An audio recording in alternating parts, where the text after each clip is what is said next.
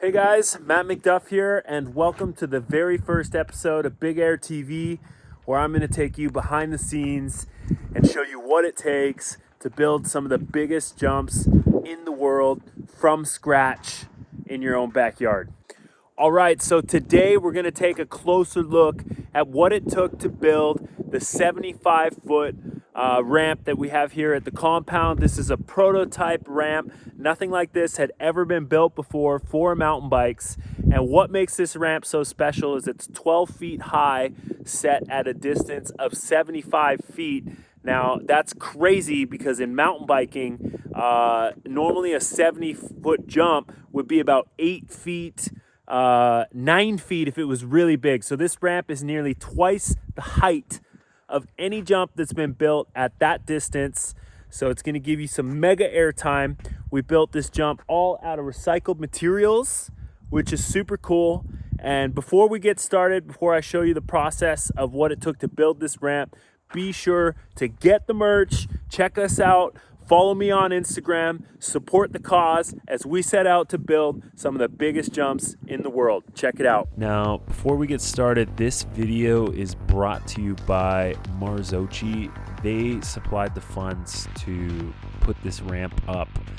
Big shout out to them. Without their funding, this ramp wouldn't be possible. So first off, I had to connect the heat because it was very cold. It was about minus 25 degrees Celsius when I built this ramp, and all of my material was covered in ice. So I actually had to bust out the heater and heat up all the boards, banging the ice off so I could draw on them and cut them. And I was running out of material. I actually didn't have enough material because this ramp was so big, so I actually had to go into one of my sheds, and I luckily found a nice piece of 3/4 there on the floor, and I was able to rip it up and get the materials that I needed.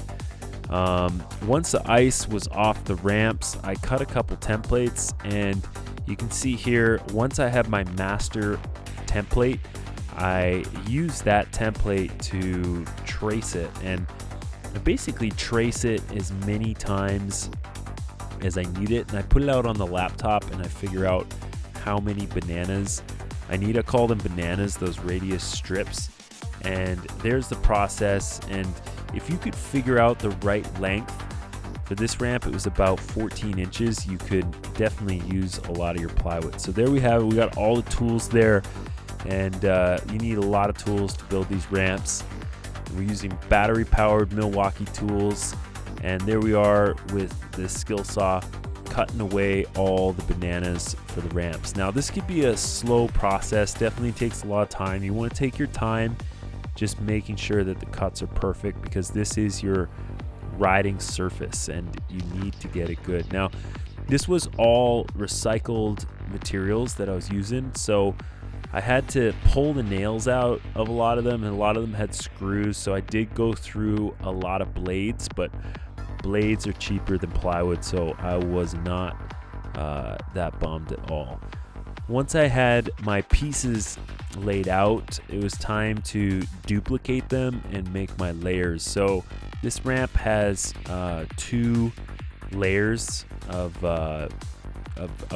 3/4 inch ply that are going to make up the radius, and there's a bottom and a top. So once you build out your first layer and you get it right, then you make your second layer on top, and it needs to stagger.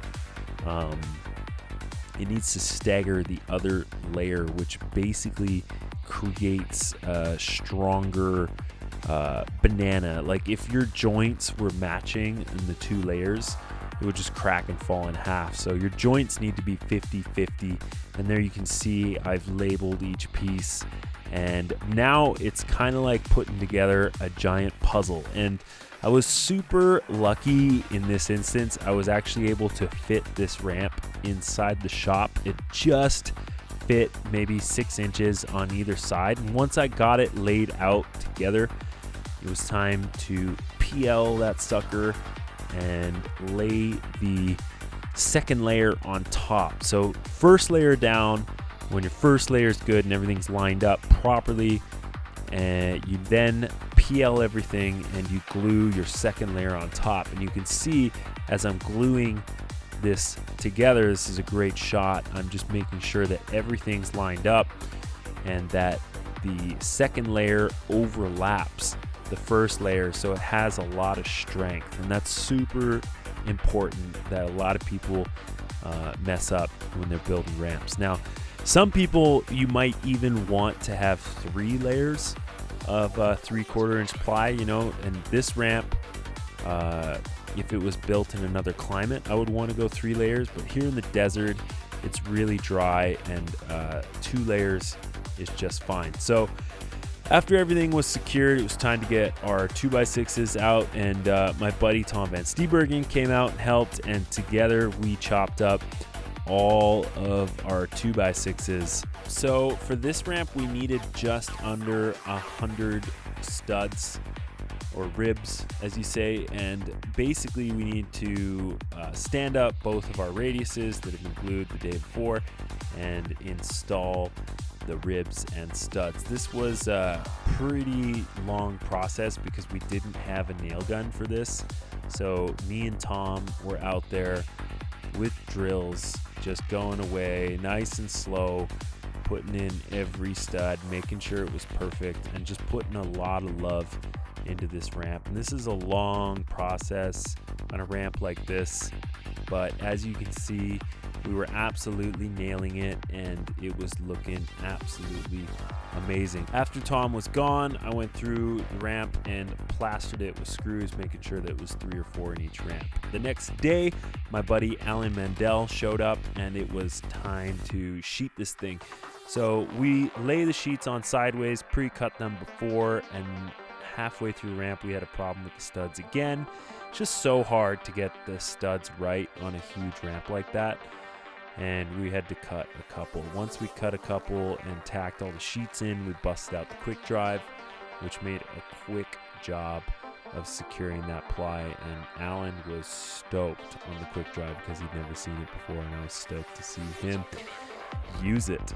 And for this one, we decided that we were going to use the lift in the shop to lift up the ramp. We couldn't do this on the 20-footer because it was so high, but the 12-foot ramp we knew would fit inside the shop. So we lifted it up, hoisted it up, got it to the right angle, and then it was time to build some legs. We were pretty excited getting into this ramp because this is another prototype ramp, like it's never been built before.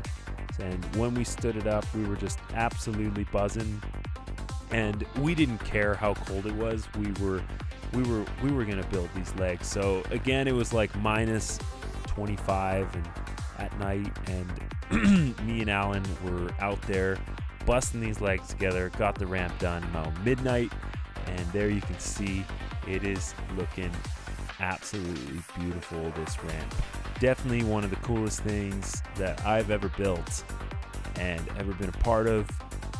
Super excited to get this ramp out of the shop and in the airbag zone.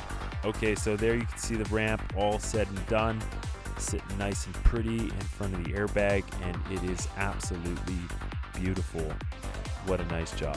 Well, there you have it. The 75-foot ramp is complete, and it is looking absolutely amazing. I cannot wait to test this ramp. It's exceeded my expectations. It looks absolutely beautiful. We put 37 degrees on this ramp and left about 4 feet of flat. So I'm really curious to see if that's too much flat or if it's not enough flat. You know, there's all these experiments here that we're running that I'm really excited to find out. So thanks for watching this video. If you liked it, be sure to smash the like button.